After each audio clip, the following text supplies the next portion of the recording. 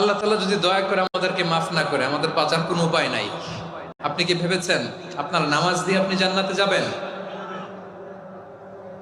আপনি তাহাজ্জুদ গুজার, সেজদা দিতে দিতে কপালে দাগ ফেলেছেন, এটা আপনারা জান্নাতে নেবে না।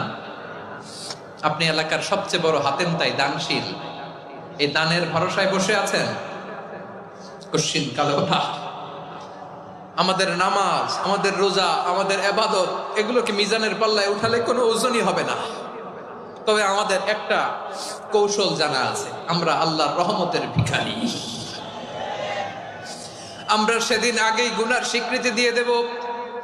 আমরা বলবো, আল্লাহ তুমি প্রশ্ন করার আগে তোমার একটা কথা বলি, আমারে কিছু জিজ্ঞেস করো না, আমি সব করেছি। এমন কোন পাপ নাই যে পাপ আমারে দিয়ে হয় নাই। তোমার রহমত দিয়ে তুমি জান্নাতে পাঠাবা, তোমার দয়ায় জান্নাত